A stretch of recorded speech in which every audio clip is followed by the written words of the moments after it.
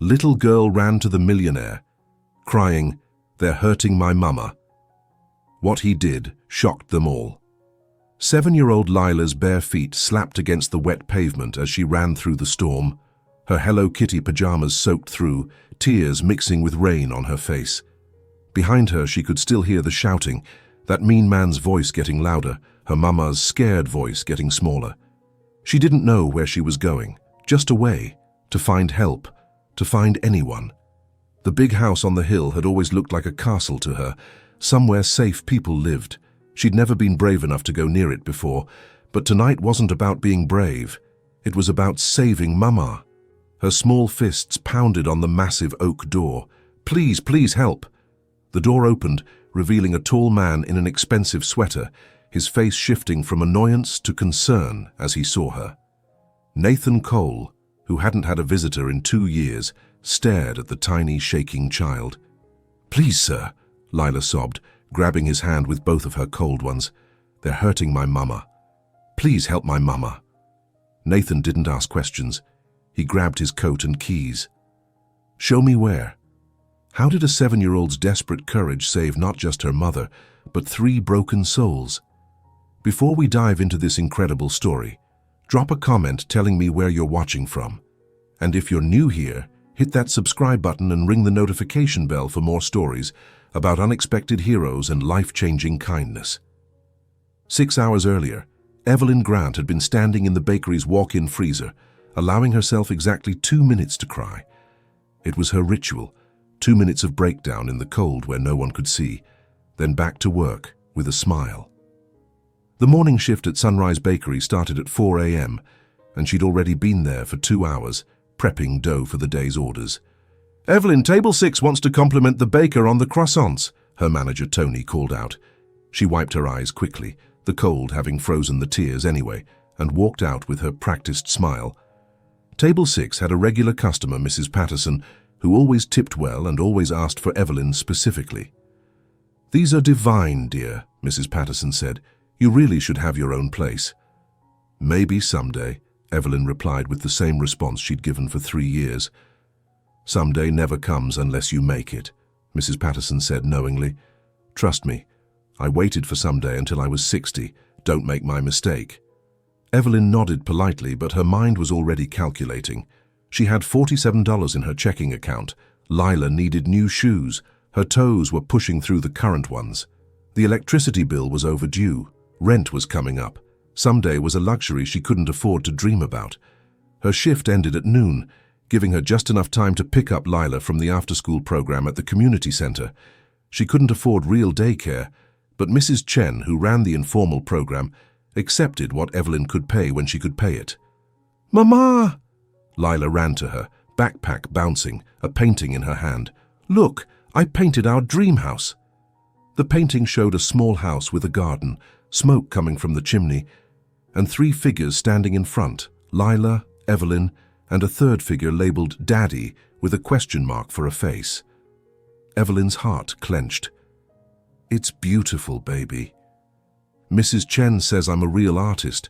Maybe I could sell paintings and help with money." 7 years old and already trying to solve their financial problems. Evelyn hated that her daughter even knew they had financial problems. "You just focus on being a kid, okay? Let Mama worry about money."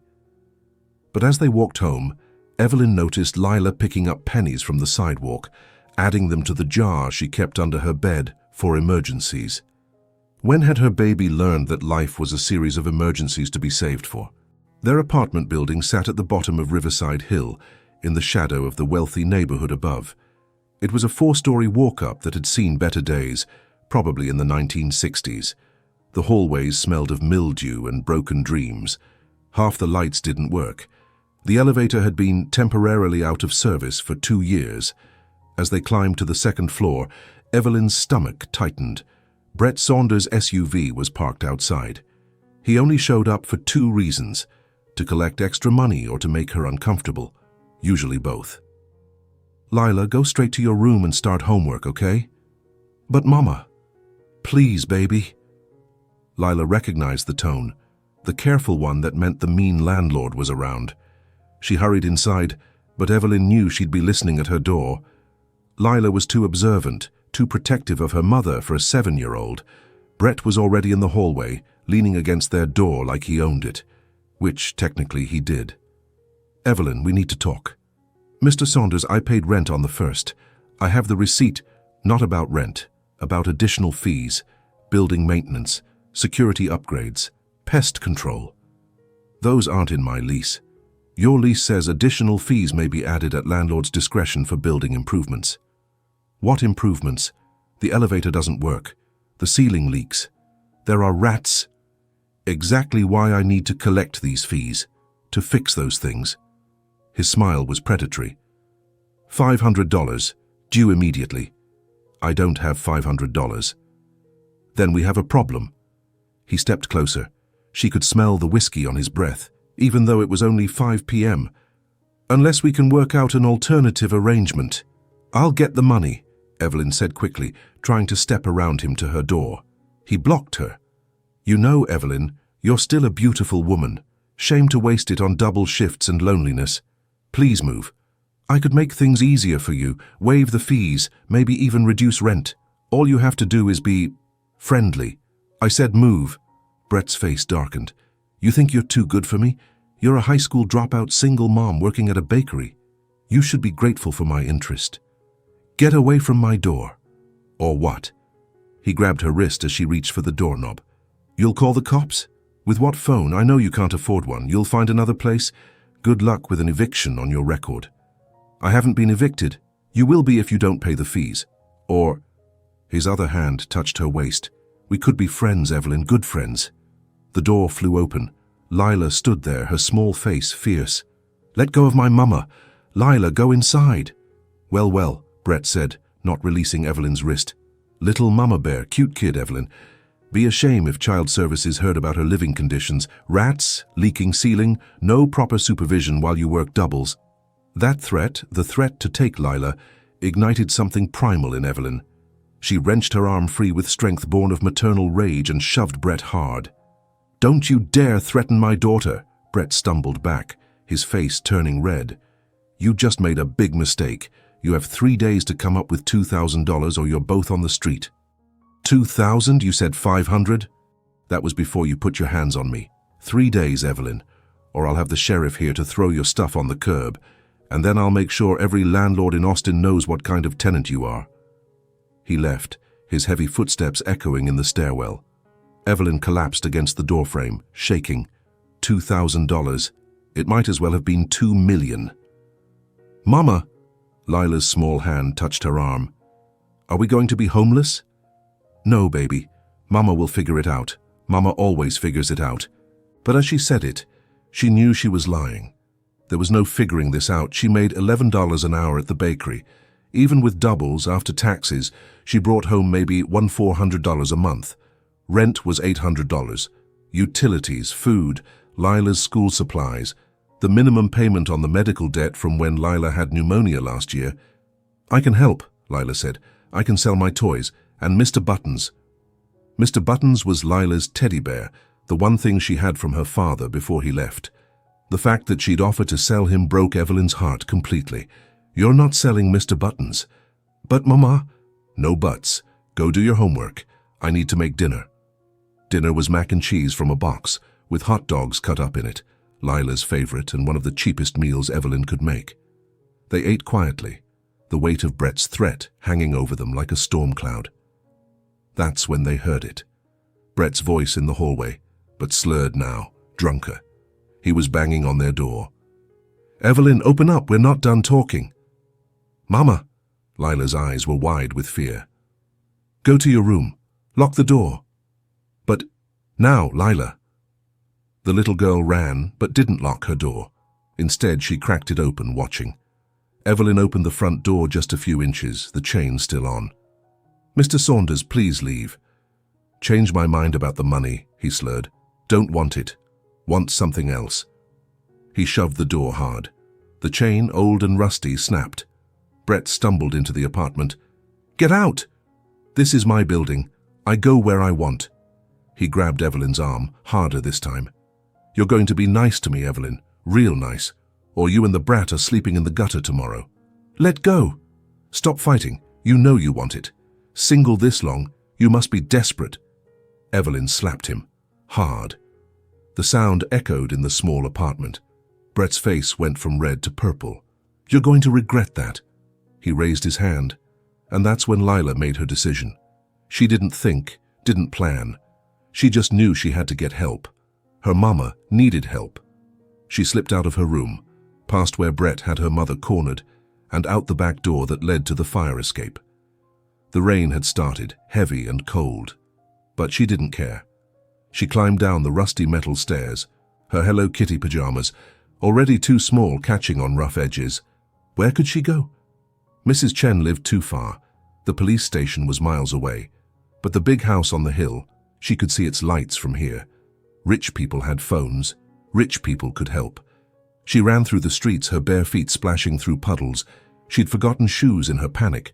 The pavement was cold and rough, but she kept running, up the hill that she and Mama walked past every day, the hill that separated their world from the people who had everything. Cars honked as she darted across streets. A woman called out, "Little girl, are you okay?" But Lila kept running. Time was everything. The mean man was hurting Mama now. The house was even bigger up close, with a gate that was fortunately open. The driveway seemed to go on forever, but she could see the warm light from the windows, could imagine safety inside. She pounded on the massive front door with both fists, using all her 7-year-old strength. Help! Please! Someone help! Inside, Nathan Cole set down his wineglass and frowned. He'd been sitting in his study, going through the motions of reviewing contracts he didn't care about for a company that basically ran itself. Another lonely evening in a house meant for a family he'd never have. The pounding continued. Nathan's housekeeper had left at 5. His driver, James, was in the guest house. Who would be at his door at, he checked his watch, 8:47 p.m. He looked through the peephole, but could only see the top of a small head. A child. He opened the door to find a tiny girl soaked through, pajamas clinging to her small frame, tears streaming down her face. "Please, sir," she gasped, grabbing his hand before he could speak. "They're hurting my mama. The mean man is hurting her. Please help." Nathan didn't hesitate. 3 years of grief and isolation vanished in the face of this child's desperation. "Where?" was all he asked. "The white building at the bottom of the hill. Apartment 2B. Please, we have to hurry." Nathan grabbed his coat and phone. "James," he called, texting his driver simultaneously. "Emergency. Bring the car now." He looked at the little girl. She couldn't be more than 6 or 7. "What's your name?" "Lila Grant. Please, we have to go." Nathan lifted her into his arms. She was so light, trembling from cold and fear. "We're going. You were very brave to come here." "I was scared," Lila admitted against his shoulder. "Being brave doesn't mean not being scared. It means doing what's right despite being scared." James pulled up in the Tesla, and Nathan got in with Lila, still in his arms. "The white building at the bottom of the hill," Nathan directed. "Fast." What would you do in Nathan's position? Share your thoughts in the comments below. As they drove, Nathan called 911, reporting a domestic disturbance at the address. But he knew from experience that police response time in that neighborhood could be 20 minutes or more. They didn't have 20 minutes. "Is your daddy hurting your mama?" Nathan asked gently. "I don't have a daddy," Lila said. "He left when I was little. It's Mr. Brett, the landlord. He's mean and he smells bad and he scares mama." Nathan's jaw tightened. A landlord harassing a single mother. His hands clenched involuntarily. The building was worse than he'd imagined. He'd driven past it hundreds of times but never really seen it. Never thought about the people living inside, struggling, surviving. "Stay in the car with James," Nathan told Lila. "No, I need to see Mama." "Lila, I need you to be brave one more time and stay safe so I can help your mama. Can you do that?" She nodded reluctantly. Nathan took the stairs 3 at a time. He could hear voices through the thin door of 2B, a man's angry growl, a woman's frightened protests. He didn't knock. He tried the handle, unlocked, and walked in. The scene was worse than he'd feared. A large man had a woman pressed against the wall, his hand around her throat, her feet barely touching the floor. "Let her go." Nathan's voice was calm, authoritative, the tone that had commanded boardrooms. Brett spun around, releasing Evelyn, who collapsed, gasping. "Who the hell are you?" "I'm the person who's going to have you arrested for assault unless you leave immediately." Brett laughed. "This is my building, you're trespassing. And you're assaulting a tenant." Nathan pulled out his phone, already recording. "The police are on their way, but I'm happy to add breaking and entering, assault and attempted rape to the charges." "Rape? She wanted it." "The video says otherwise." Nathan showed the screen, which clearly showed Brett's hand on Evelyn's throat. "I'm Nathan Cole, by the way. Perhaps you've heard of Cole Technologies." The name registered. Everyone in Austin knew Cole Technologies.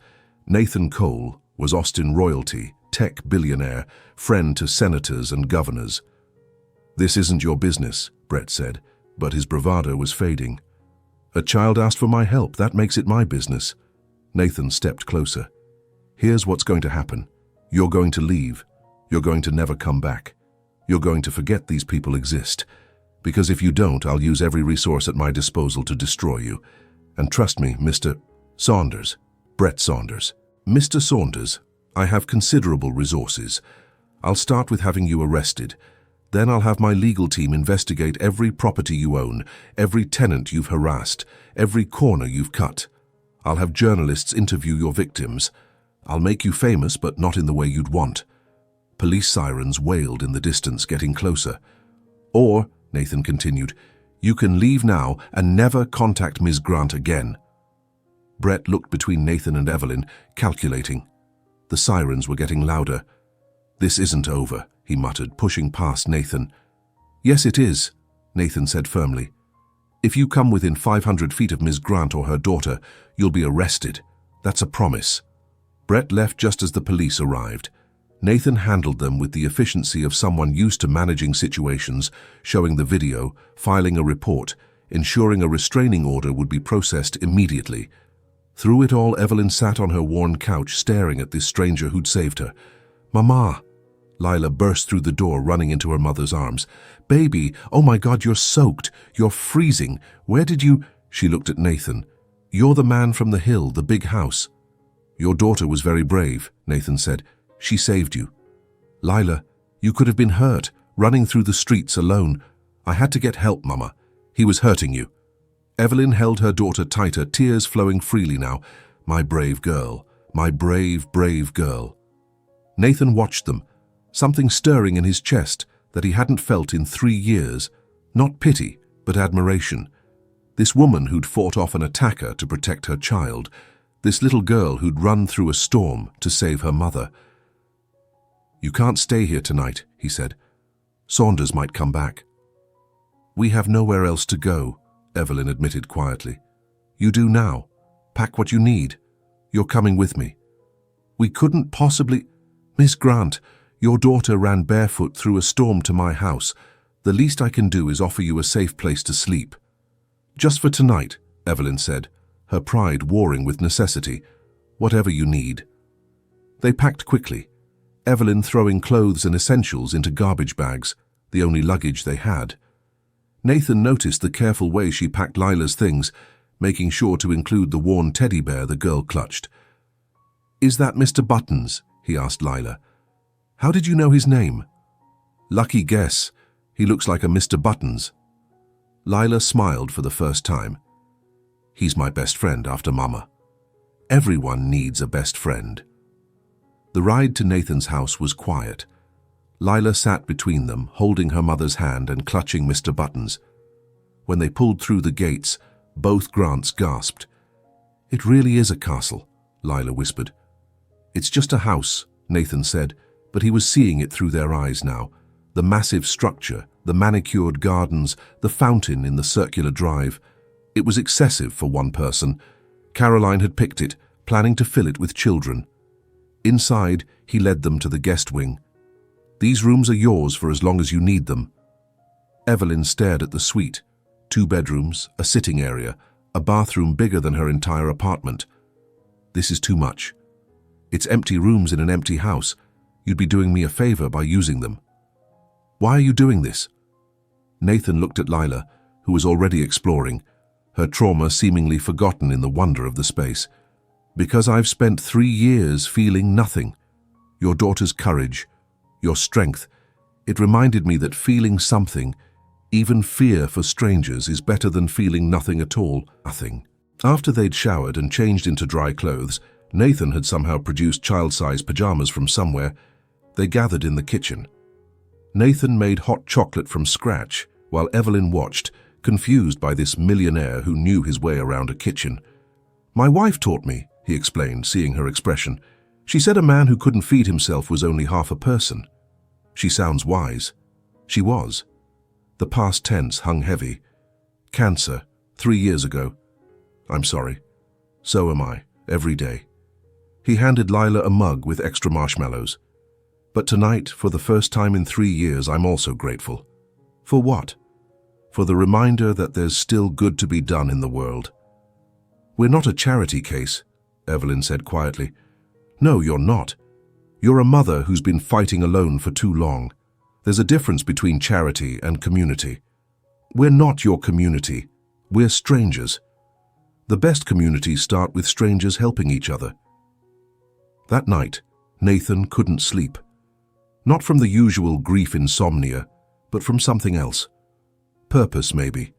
He made calls to his lawyer about Brett Saunders, to his security company about having someone watch Evelyn's apartment building, to his assistant about clearing his schedule for the next few days. Meanwhile, in the guest suite, Evelyn held Lila as she slept, the little girl finally safe and warm. But Evelyn's mind was racing. Who was this man who'd taken them in? What did he want? In her experience, rich men didn't help poor women without expecting something in return.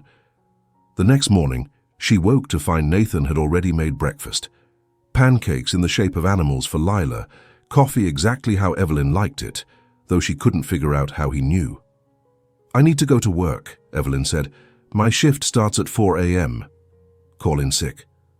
"I can't afford to miss work." "Then let me hire you." "For what?" "Cooking.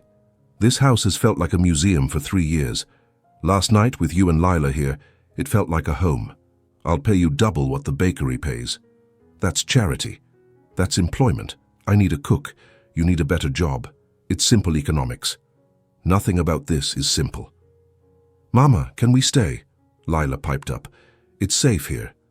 That word, safe, decided it for Evelyn. When had her 7-year-old become so focused on safety? "1 week," she said. "We'll stay 1 week while I figure things out." But 1 week became 2, then a month. Nathan never pushed, never made them feel unwelcome. He worked from home more, saying he'd forgotten how nice it was. He taught Lila chess, helped with her homework, read her stories in voices that made her giggle. Evelyn cooked, but it became more than a job. She baked when she was happy, elaborate pastries that Nathan said were better than anything he'd had in Paris. She made simple dinners that they ate together, like a family. "Why don't you have your own bakery?" Nathan asked one evening. "Because that takes money I'll never have." "What if you did have it?" "Nathan, hear me out. There's a vacant storefront on Main Street. Good foot traffic, reasonable rent. I'll front the investment. You pay me back from profits. That's too big a risk for you. The only risk is that you'll be so successful, you won't need this job anymore. And then where would we live?" The question hung between them, loaded with implications neither was ready to address. Do you believe in karma and kindness? Let me know in the comments. 6 weeks after that terrible night, Evelyn's kitchen had its soft opening. Nathan had used his connections to generate buzz, but word of mouth did the rest. The line stretched around the block. Brett Saunders had been arrested on multiple charges after other tenants came forward. He was facing 5 years in prison. The building had been sold to a management company that actually fixed things. But Evelyn and Lila didn't move back. They stayed in Nathan's guest suite, the arrangement unspoken but comfortable. "Are you and Mr. Nathan dating?" Lila asked one night. "No, baby. We're friends." "But he looks at you like the princes look at princesses in movies." "Life isn't a movie, Lila. Maybe it could be." The truth was, something was building between them. Slow, careful, respectful. Nathan never pushed, never assumed. He waited for Evelyn to be ready. The moment came 3 months after the bakery opened. Evelyn had had a hard day. A customer had been cruel, bringing up her past, calling her that single mother who got lucky. She'd held it together until closing, then broken down in the kitchen. Nathan found her there, having come to walk her home as he did every night. "Hey," he said softly. "Bad day. Someone reminded me that I don't deserve any of this." "They're wrong." "Are they?" "I'm a high school dropout single mom who was days away from homelessness. You're a billionaire widower who could have anyone. I don't want anyone. I want you." The words hung in the air. "Nathan, I know it's complicated. I know we come from different worlds. But Evelyn, you and Lila didn't just knock on my door that night. You knocked down walls I'd built around my heart. We were desperate. You were brave, both of you. And you've made me brave too. Brave enough to feel again, to hope again, to love again. Love. I love you, Evelyn. Not as a project or a charity case, but as the strongest woman I've ever met. I love Lila too, as the daughter I always wanted but thought I'd never have." Evelyn was crying now. "I don't know how to be what you need." "You already are. Just be yourself. The woman who bakes when she's happy, who fights for her daughter, who made my empty house a home." "I love you too," she whispered, "but I'm terrified." "Of what?" "Of losing this. Of you realizing you could do better. Better than a woman who makes me want to be better. Better than a little girl who calls me Mr. Nathan when she's being serious and Nathan when she wants another story. There is no better." They kissed then, soft and careful, a beginning rather than a rush. From the doorway came a small voice. "Does this mean Nathan can be my daddy now?" They broke apart to find Lila watching, hopeful. Nathan knelt to her level. "I would be honored to be your daddy, if you'll have me." Lila threw herself into his arms. "I already told everyone at school you were." "Lila," Evelyn gasped. "What? It was easier than explaining." Nathan laughed, pulling Evelyn into the hug. "Practical. I like it." They married 6 months later in the bakery, surrounded by the community they'd built. Mrs. Patterson from Evelyn's old job was there, crying happy tears. James, the driver, was Nathan's best man. Even Mrs. Chen attended, proudly telling everyone she'd always known Lila was special. Brett Saunders was serving 3 years after pleading down. Ryan, Lila's biological father, had heard about Evelyn's success and tried to make contact. But Nathan's lawyers handled that swiftly. Back child support, or no contact. He chose no contact. "Any regrets?" Nathan asked on their wedding night. "Only one," Evelyn said. "What?" "That Lila had to be so scared that night. But without that night, I know. Sometimes the worst moments lead to the best outcomes. Our worst moment was pretty bad. Our best outcome is pretty amazing." 5 years later, the bakery had 3 locations. Lila, now 12, worked the counter on weekends, charming customers with stories. Nathan had stepped back from coal technologies to run a foundation helping single mothers start small businesses, named after Caroline, who he said would have loved the idea. Their son, 4-year-old Samuel, was playing with blocks in the corner of the bakery, building towers and knocking them down with glee. "Remember when you knocked on my door?" Nathan asked Lila during a quiet moment. "Best scary decision ever," she said. "Scary decision?" "That's what Mom calls it when you do something, even though you're scared because it's the right thing." "Your mom's pretty smart. She married you, didn't she?" "Hey, and you married her, so you're smart too." "Nice save." "Dad?" Lila said, the title still making Nathan's heart swell even after years. "Tell me the truth. Were you really annoyed when you opened the door?" "Honestly, yes, for about half a second. Then I saw you, this tiny warrior in Hello Kitty pajamas, and everything changed." "Everything?" "Everything. You saved me as much as I saved you and Mom." "We saved each other," Lila said wisely. "That's what family does." That evening, they sat on the porch of their new house, Not the mansion, which they'd sold, but a warm, comfortable home with enough room for their family and the foster children they'd started taking in. Children who, like Lila once was, were scared and needed safety. "We've come far," Evelyn said, watching Samuel chase fireflies while Lila helped him. "From that night in the storm. I was so angry at Brett then, now I'm almost grateful." "Grateful? Without him, Lila would never have run to your door. Without him, I'd still be sitting alone in that mausoleum of a house. Without him, we'd never have found each other. So we're grateful for the bad that led to the good?" "We're grateful for the journey," Evelyn corrected. "Even the painful parts." "Especially those," Nathan agreed.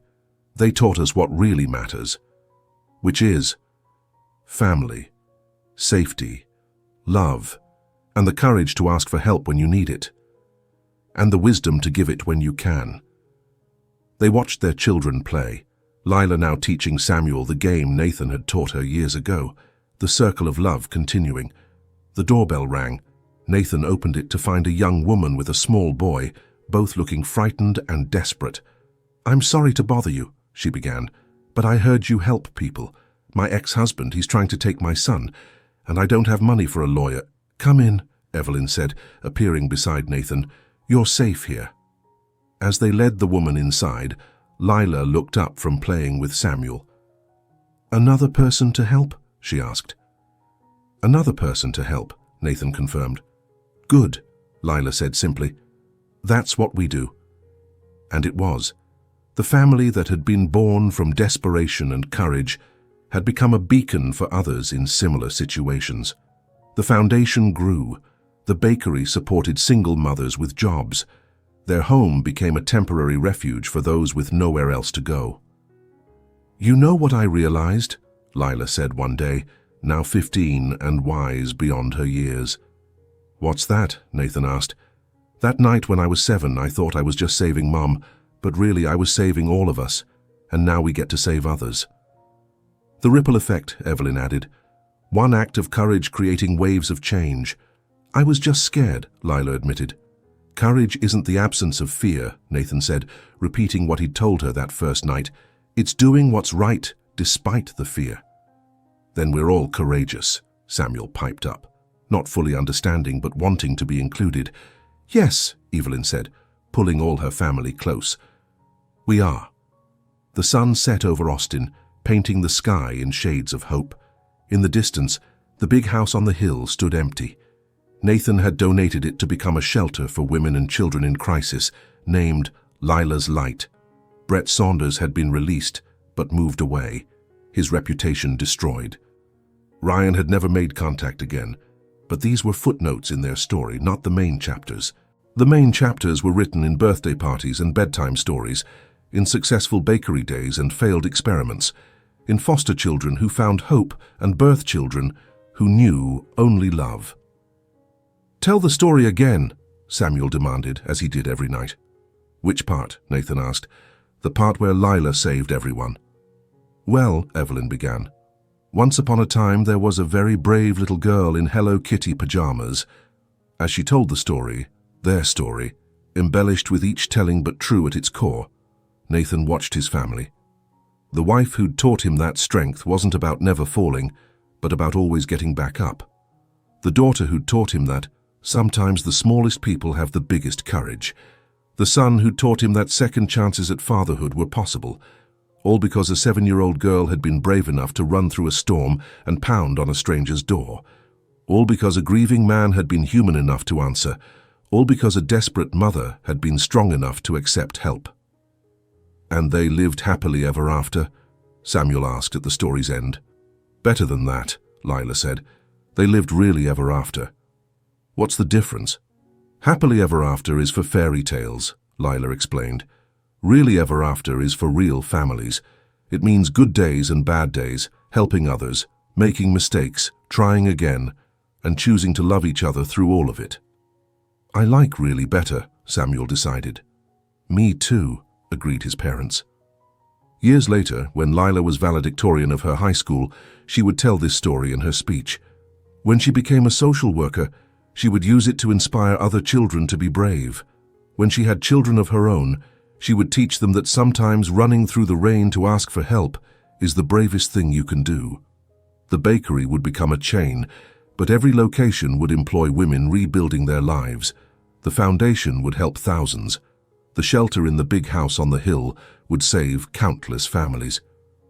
But it all started with one moment, one choice, one desperate run through a storm, one little girl who refused to let her mother face danger alone, one knock on a door that changed everything. Subscribe if you believe one act of courage can change everything. In the end, Brett Saunders had been right about one thing. Evelyn and Lila had been nothing, nothing to him, nothing to a system that overlooked them, nothing to a world that walked past their struggles. But Nathan had seen them, had valued them, had chosen them, and they had chosen him back. Not because he was rich, the money had helped, but it wasn't the core of it.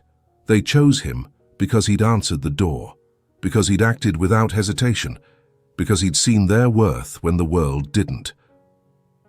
"You know what the moral of our story is?" Lila asked years later when she was telling it to a group of foster children at the shelter. "What?" they chorused. "That help comes from unexpected places, that courage is contagious, that families aren't just born, they're made, and sometimes the worst night of your life is actually the beginning of everything good." "But what if no one answers when you knock?" one child asked. "Then you knock on another door," Lila said, and another, until someone answers, because someone always will, eventually. You just have to be brave enough to keep knocking." The children nodded solemnly, understanding in the way that only children who've known struggle can understand. As Lila continued her story, Nathan and Evelyn watched from the doorway. Their other children, biological and foster, gathered around them. "She's going to change the world," Evelyn murmured. "She already has," Nathan replied, "starting with ours." The storm that had brought them together was nothing compared to the storms they'd weathered since. Health scares, business challenges, teenage rebellion, the complexities of blended and extended family. But they'd weathered them together, because that's what family does. "Any regrets?" Nathan asked their traditional question. "Never," Evelyn answered. "Every single moment led us here. Even the scary ones, especially the scary ones, they taught us we were brave." "Mama, Dad," Lila called, "come tell your parts." They joined their daughter, adding their perspectives to the story that never got old, that grew richer with each telling, that inspired everyone who heard it. The story of a little girl who ran through the rain. The story of a mother who fought for her child.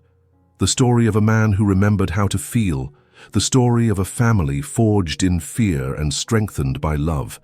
The story that proved that sometimes the help we need comes from the last place we expect.